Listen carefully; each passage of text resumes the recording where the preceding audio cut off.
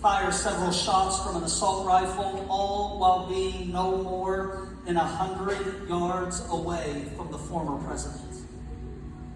And make no mistake, the bullet that grazed President Trump's face and killed an audience member sitting in the stands behind him was mere millimeters away from taking the life of the Republican nominee for President of the United States.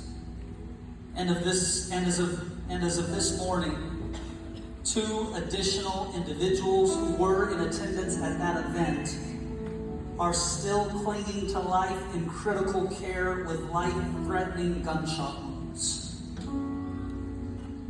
These are the moments that we read about in history books, not the moments I ever thought we would witness on primetime TV.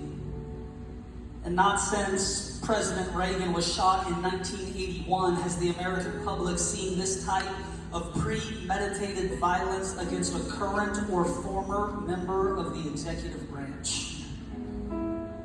Let me be clear.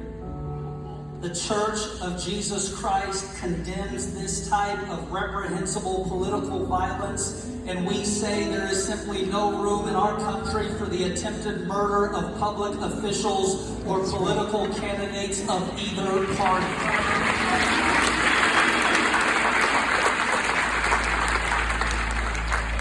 This unequivocal act of evil meant at destabilizing our nation and political process must be repudiated by every common sense leader in this nation.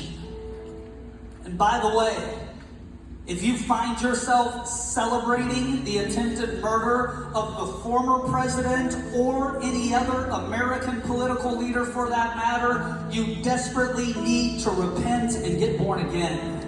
Yep. And I am no expert, but when the media works overtime to tell the American public that Trump is literally Hitler, why are we surprised when this type of violence breaks out in our cities? Newsflash, Trump isn't Hitler and Biden isn't the Antichrist. That's right. And it's time for the legacy media outlets who perpetuate this type of garbage to be held accountable for the toxic rhetoric they spew all over the Yeah. I thank God for the brave men and women of the Secret Service who eliminated this would-be assassin. But how on earth this individual was able to sit on a rooftop with a rifle, seemingly unnoticed by those in charge of protecting our political candidates, is beyond me. I fear for the future of our country. An attack of this nature would have the potential of causing widespread chaos and violence to break out around the nation, unlike anything we have seen since the Civil War. I firmly believe the sovereign hand of God prevented that from happening yesterday, and I continue to pray for the safety of all our leaders during this tumultuous times in the nation. Someone said to me, "Oh, would you be this upset if someone tried to assassinate the current president?" Of course I would. America is the greatest democratic experiment in the history of the world. And without ambiguity of any kind, political violence of this nature should be universally denounced.